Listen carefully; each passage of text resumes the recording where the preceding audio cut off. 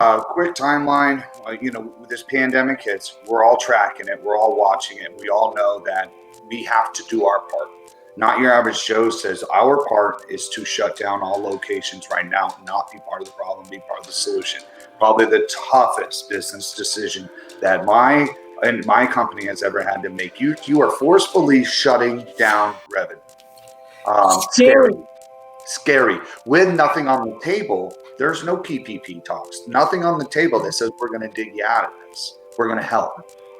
So that was a tough decision, number one. I honor that decision. I will talk about that with Not Your Average Joe's about doing that right thing for years and years to come.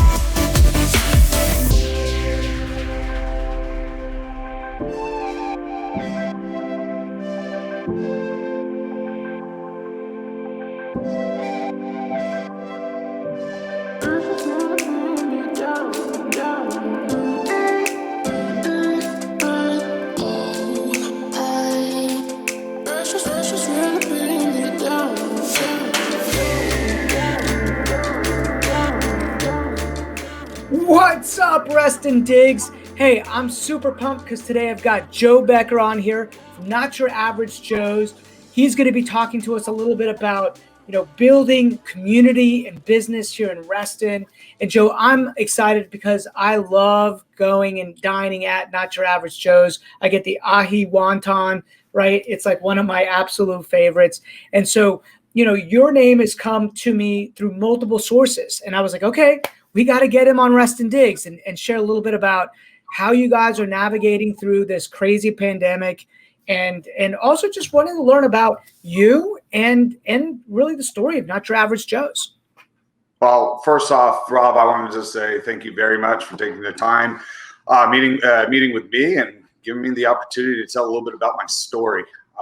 So where do we begin? Let's talk about Not Your Average Joe's. Not Your Average Joe's is it's a wonderful American style cuisine with international influence and very eclectic menu that we like to change often based off the seasons. Not Your Average Joe's has been around for a long time, and Reston is one of our flagship restaurants. I've been with the company for over 10 years, been in the industry for close to 20, and it was something I moved into right after my military career. You were saying you were in the Navy, right? Yeah. I was in the Navy. That's what brought me to this great state of Virginia that I absolutely love. And I'm going to build one of those love signs in my yard eventually. But that's how I got to the state. I was in Norfolk, and I moved up to the Northern Virginia area because commerce, because of business, because of jobs and the opportunities to run business. So that's how I ended up here. And I've been with Not Your Average Joe's for a while. I absolutely love the concept. I absolutely love being the leader of Not Your Average Joe's in our Reston community. Yeah, you were saying that you literally, I remember when Macaroni Grill was there, and then all of a sudden I saw this construction going on, and that was you, right? You were there from day one when you knocked it down, and not knocked it down, but essentially just gutted the whole thing and redid it, right? So yeah. How did that come about, right? How did you end up here in Reston running and really, I guess, launching the Not Your Average Joe's here in Reston? Well, I was in the Lansdowne location, which was one of my favorite restaurants I ever worked in. The community there was so amazing. The people, the families, the business was great. But we ran it to a level that had never been matched. So when the company decided to open up a flagship restaurant in Reston, and I am going to give Reston some kudos. It's much deserved. running business in Reston is like hitting the pinnacle. It's like getting to the top. There's not a lot that compares to it in the state of Virginia. So getting the opportunity to get into this community, I was banging the door down. So showed up on site, got showed around by the foreman, and he said, it's all going. The only thing we're keeping up is these 4 cement walls. And then you know what we're going to do with those? We're going to cut big old holes in them and put windows. So we didn't even leave the floors. There was nothing that remained inside of there except for a small wood oven that Macaroni Grill had. It wasn't a highlight of the restaurant. And said, you know what, we're going to keep this here, but we're going to build it and remodel it so it is a highlight of the restaurant. So that was a lot of fun being in the planning process, watching it go step by step. But I mean, after that first day with walking with the foreman, I told him I'd be back, and I left. I Googled where's the Reston Chamber of Commerce, and I went and I knocked on the door, introduced myself, told them they'd see me a lot. They asked, what can we do for you? I told them I have 2 questions. I said, who can we donate money to? And who and how do I sign up?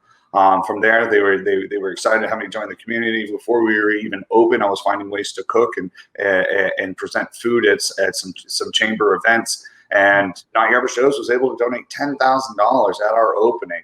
Wow, that's amazing. To the community, yes, and it was, and we wanted to show people that. Running a business is great, but there has to be a community effect. You have to support the community. And I'm not talking about just throwing money all the time, but there are so many different ways that we can support our community. We can help pack lunches for helping hungry kids. We can donate our time. We can donate our space to those nonprofits that may need it. And we can just be a shining example of what is right. A few years ago, I did an event for the Reston Arts Association.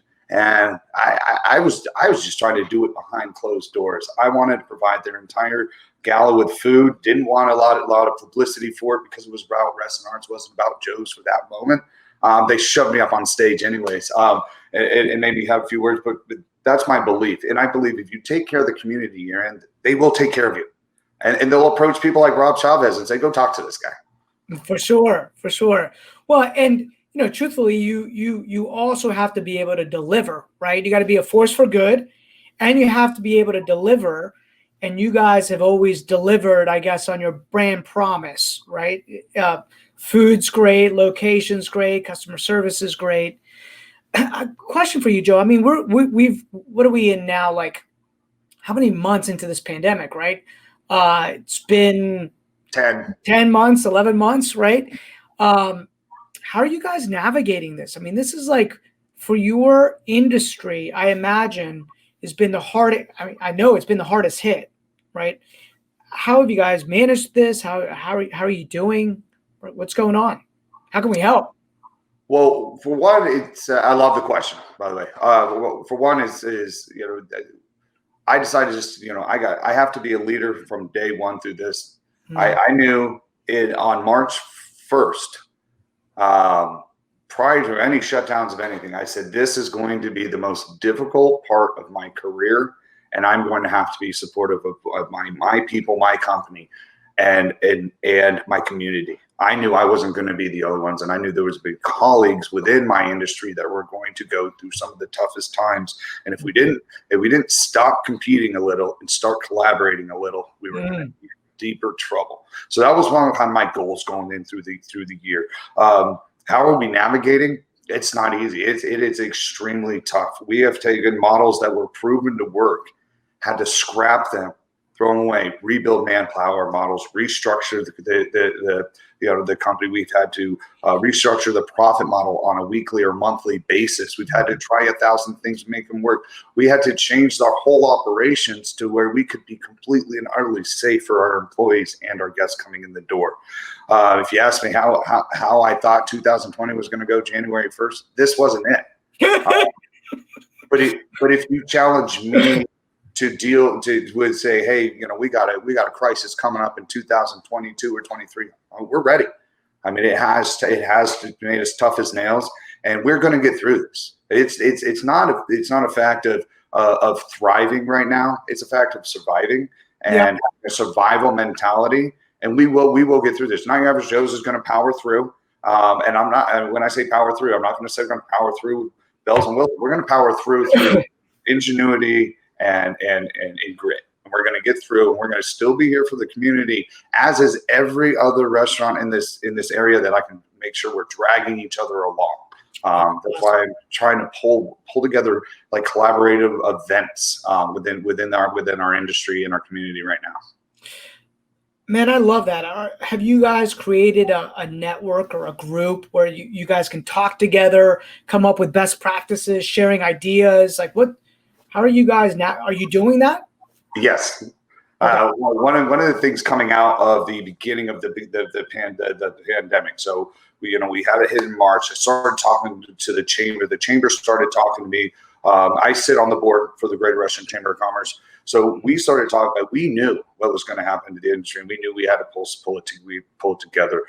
So we used to have a restaurant hospitality committee, and we knew we needed to rebrand that, reface that, and get people back involved. So what we launched was a restaurant hospitality council. We meet on a monthly basis. We share best practices. We pull in Visit Fairfax. We pull in guest speakers to talk about things that, not trying to sell us things that we can do now to help improve our business. We've had some great speakers that have talked about us from anything from cybersecurity and protecting ourselves from scams and frauds right now, all the way through to better ways to market our restaurants and hotels without spending a lot of money. The council is tight knit. Some of us meet outside of that once a month and just have lunch and talk about, the new greatest crisis. How are we going to warm our patios? And how are we going to get a hold of propane, which is now very scarce because everybody needs it. Is we meet for those things. But yes, we pulled that together so we can meet on a monthly basis, and we can do this together. Yeah, there's all these unforeseen challenges that we've never experienced before, and what's interesting is how during this pandemic, like some businesses have benefited, others have had to radically do everything different, right? And I never would have thought we'd run out of propane to be able to heat the patios, right? Like, it's like, what? These, it's almost like you have to be like, okay, what could happen? And you got to project out, right? And start saying, well, everybody's going to be heating their tents. And, and I guess that's been I'm sure that's been a difficult thing where you've had to keep everybody in this safe environment. Like I have a friend of mine, he loves eating. It's literally therapy for him, right? Like to change the scenery, to go out, but he refuses to eat inside. Like it's got to be outside. And so the other day we were at, in Tyson's at Patsy's, and there wasn't, I was freezing, right? I was freezing. We were outside. And he's like, oh, I thought it'd be a little bit warmer. But, just that experience of breaking bread together is still so important, from a mental health standpoint, that we're willing to go out there and freeze together to do it. I like how you pointed out from a mental health standpoint, because if you look at the history of food, there is no event, whether it's an event that is for celebratory reasons. It can be anything from a baby shower to a funeral to a graduation to a birthday party. One thing outside of the people pulls the event together. It's food. And without it, we start to drain that life out of ourselves. And it is a huge part of my life. It's a huge part of your friend's life and yours. So it is very important to us as a society to have a place to meet and break bread. For sure. Catch up. It's extremely important. I got goosebumps. I don't know why when you were saying that, but you reminded me when I was in college, I took a class called Food and Culture, one of my favorite classes, right? Of just, all the different, and part of the class, it's one of those classes you take, you have an elective. We had to go to all these different restaurants from different parts of the world and then write about how that food and that culture was like intertwined and ingrained. It's fascinating class, right? And I discovered so many different, I remember eating Americash down in DC, and like that was awesome. And I wrote all about that. So you're right. I mean, every experience that I could think of where I want to spend time with people, there's food, right? Yeah. There's food. So, walk me. I'm just more curious from a business standpoint, right? Like walk me through this, pandemic hits March, like holy smokes, what's going to happen? There's a brief period of time. Everybody thinks the world's going to like end, right? Everything just kind of like shuts down. Nobody leaves. Everybody's like, what's going to happen? PPP happens. When did it start opening back up for you a little bit? Like, when were you guys like, okay, we're going to make this work. We're going to grit, pull through this and power through this, like you said. Was that April? Was that May? So that was May. So quick timeline. This pandemic hits. We're all tracking it. We're all watching it. We all know that we have to do our part. Not Your Average Joe says our part is to shut down all locations right now, not be part of the problem, be part of the solution. Probably the toughest business decision that my company has ever had to make. You are forcefully shutting down revenue. Scary. With nothing on the table, there's no PPP talks. Nothing on the table that says we're going to dig you out of this. We're going to help. So that was a tough decision, number one. I honor that decision. I will talk about that with Not Your Average Joe's about doing that right thing for years and years to come. So we had to build a plan. We had to reinvent. We are not a takeout restaurant. We are a dine-in, upper class restaurant that likes to provide experiences and events. We had to completely restructure our operations and go, well, now we're a takeout and delivery place. So that was number one, because nobody was allowed to eat inside anyway. So we did a lot of planning, a lot of changing on how could we execute this. How can we change the way that we do the dynamics of our day-to-day operations? What are all the new supplies that we need? What kind of menu can we run? So we did all that. We reopened in May. And from there, we're doing takeout and delivery. And I'll tell you, the first week was tough. After that, we nailed it. We put in great systems in place, and everybody was healthy and safe, and we were having fun. We're back into it. And from there, we got the opportunity in July, open up our patios. At that point, we did that. And it felt invigorating. We're taking care of people. People are laughing, and people are smiling. People are enjoying your food again. One of the great things I love about this business is at the end of every day, I go, wow, I just threw another great party. Another successful party went on inside of my restaurant. From there, we were able to get into 50% dining. There was a lot of rules, structures. We had a lot of work with the health department, a lot of work with the fire marshals, et cetera, to make sure that we're following the guidelines there. And from there, we've been able to be operating there. I think Northern Virginia and Virginia itself has done a model job in terms of trying to contain this pandemic. I don't ever have to ask somebody in Reston to put a mask on in my restaurant. They're on it. They look in. When I'm sitting at a table, they look to their left and right. They're analyzing the 6 feet. I'm okay with this. Yeah, of course. Easy. I love this. Is one of the things I love about Reston. People know if we do the right thing long enough, we're going to get through this. The community is just as protective over us as we are. But I'm not saying we still need you guys to come out. We need you to come out and eat. We need you to come and have food to go. We need to pay the rent. But I do appreciate how it's been handled. And from there, we've had waves. We've had waves of it spiking and lowering, and it has affected business. And if it's spiking across the country, we take a big dip. If we have a beautiful day outside and the news is good, we have a pretty strong day in terms of sales. But right now, we just adjust as the waves come, and we are learning new things on a daily basis on how to operate more streamlined. And then from there, like I said, then it's it's sharing the best practice and getting everybody on board. If you would have told me in the beginning of the year, I would have had to figure out how to buy a box of gloves for less than $200.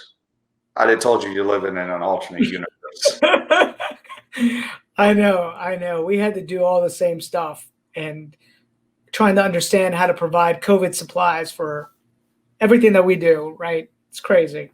Yeah. But it's like now what I love about the human spirit is that we adjust, right? Like we figure out a way to make it work. The ingenuity of people, the spirit of people, the grit of people, it's amazing, right? And so I love that. That's why I love doing this, is to hear these stories, right? Yeah, well, the most constant thing in life is change. Yeah. And you got to embrace it. And it couldn't be more telling than this year specifically. And I have had this conversation with one of my great guests yesterday. It is mind blowing, the adaptability of the human race and how we will figure it out. We always do, and I love it. For sure, right? We survived the Ice Age somehow. I would not have survived. I hate the cold weather. So that makes two of us. So I guess my question is this: what do you guys foresee for 2021? Right? Like, what are you guys preparing for? How are you handling 2021? It's a new year, even though it's a new year, right? Everybody's mentality, even though it's kind of the same, everybody's mentality is like, okay, it's a new year, it's a new start. I'm wondering what you guys are doing in 2021. Well, actually, walking into 2021 is a lot different than ending 2020, and for a number of reasons. One, we have historical data on how this pandemic has affected us on a month-to-month basis. Being able to actually implement a trackable budget, because now we have measurable historical data. Now we have targets. Now we can kind of manage the business at this level, because we've been working on building a budget, over the course of the last 10 months, so that we can go after it and make sure we maintain our health. Number two is, again, adaptability. Instead of like in Reston, instead of being very focused on happy hour promotions, when the happy hour crowd doesn't really exist right now. I mean, we do have we are featuring happy hour here at Reston, but the business crowd isn't in the buildings. They're not all releasing at 4 p.m. and hitting up the bars. So coming up with other fun things, like the Super Bowl's coming up. So we're gonna be doing this, pick up this box of all your appetizers and all the things that you need for your Super Bowl party. That's not something we ever offered in the past, but it's going to work this year. And that adaptability is saying, what is the environment we're in, and what can we deliver to our consumer that they need? What do they need now? What they don't need? They're not going to come in groups in the restaurant and watch the Super Bowl. So, what can I deliver to the families that they're sitting at home with each other to watch the? So that's another piece. Can I stop you there real fast? How do you get the word out? Because you can adapt and you can say, hey, this is what they need. So how are you guys getting the word out? I mean, are you doing it through direct mail? Are you doing it through word of mouth? Are you doing it online? Are you doing it through I would imagine the answer is yes, right? We're doing everything, but yes. But is there one main channel, right, that you found has been effective to really show the market what you're doing? Yes. Our number one main channel in the Reston community is word of mouth. I mean, we did a promotion around Thanksgiving, and 90% of it was people that called and said, "I can't believe I heard you doing this. We want in." And how do you spark the word of mouth? Email marketing, Facebook marketing, all your social media marketing. Somebody picks up a to-go order, throw a flyer in the bag to let people know what your upcoming events are. Throwing chalkboards outside the restaurant, put a couple flags outside to let people draw attention. It's those type things, it's things that catch the eye, and then you participate. Participate. So the chamber's going to be doing a Tinsel and Teeny's Gala. You say, how can I be there? Because I just want to plug that Not Your Average Joe's is here, and this is what we can do. So participate. Get involved in the virtual events right now. Super important. Sit here and talk to Rob. Super important. Run a council. A lot of work through the tourism board with Fairfax County. Have their stuff up there, so when people are looking in Fairfax, tourism board isn't focused on outside tourism right now. They're focused on the health of the infrastructure of the county, and they're trying to boost local people to still go out and support those within the city and the county. So being highly involved with them too. So it's really having your hand in every cookie jar, and having a wall where you throw everything at and see what sticks to get exposure. Yeah, that's it, right? It's just massive exposure by any means possible. I would think geo-targeting on Facebook could be really good to get the word out, right? Geo-targeting is fantastic. Yeah, just all the stuff. Okay, awesome. Well, is there anything else that you'd like Reston to know about Not Your Average Joe's for 2021? Well, I did want to just take one step back because you asked about what does 2021, what do we expect from it? I know I threw a few things and I rambled a little bit, but I think that one of the things that we all have a fear of 2021 in our industry that I don't think anybody could outside of our industry would understand. Eventually, we are all going to get vaccinated.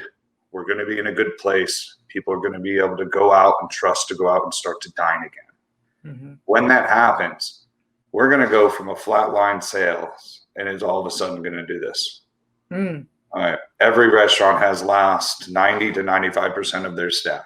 The most difficult thing in 2021 is going to trying to get our teams rebuilt to serve you. And that is our biggest, piece on our dry erase boards in terms of things that need to be done, because you can't do it until the sales happen.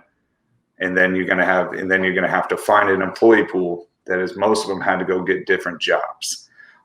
So that's what I wanted to throw that out there, because that is a true struggle. That's a struggle in the industry. And I just hope that those that are dining with us give us a little patience as sales uptick to rebuild our teams so we can deliver the service that they would want. Joe, the way I always look is wherever there's struggle, there's also opportunity. So my mind goes to who's going to develop that site or that app or that place to be able to help place all these people at all these restaurants when that happens, right?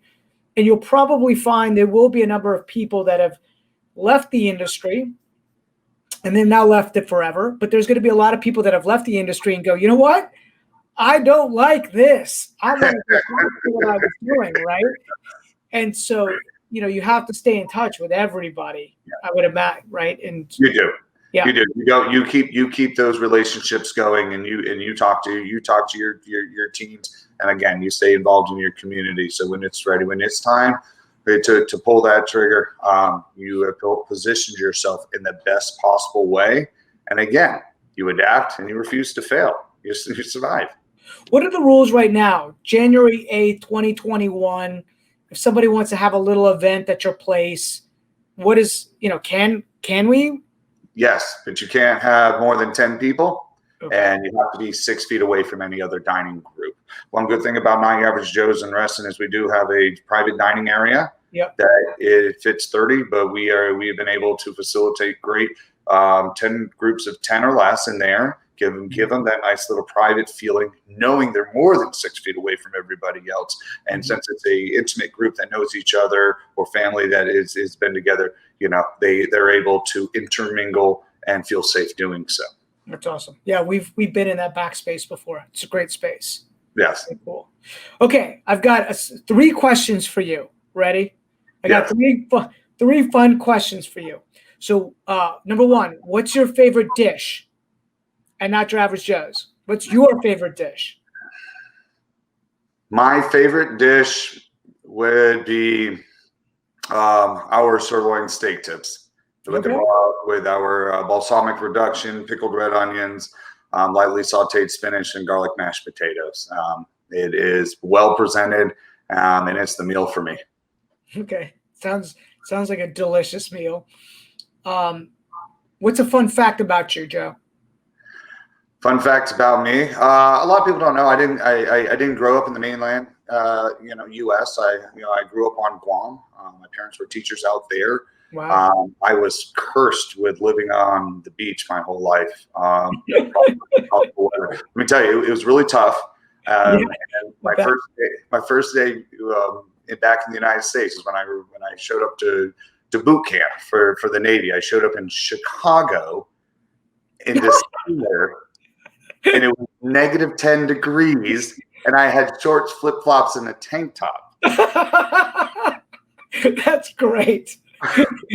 That's great. You were like, what did I get myself into? I was like, what's wrong with this place? That's wild. So you surf or do anything like that? Is there surfing in Guam? I don't know. I don't even know. You fish? What do you do? Yeah, so that's it. And I haven't gotten rid of those hobbies. I'm an avid fisherman. I'm actually heading down to Colombia this March to do some fishing for some nice game fish down in the Amazon. I've continued to surf my whole life. When I got to the U.S., I learned about these things called mountains, and I found that out there's this thing called snowboard, which is like surfing but on ice.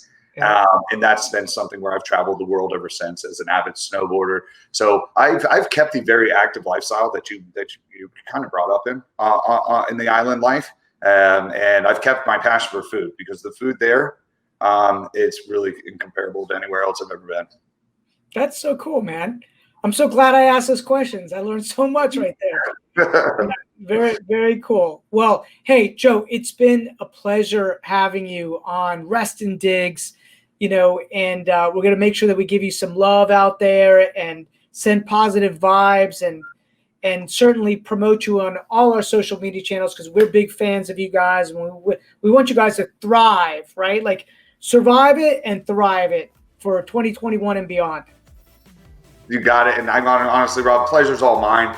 I can say I enjoyed it well. What a great conversation and awesome questions, and I appreciate it. Thank you very much. Thanks, man.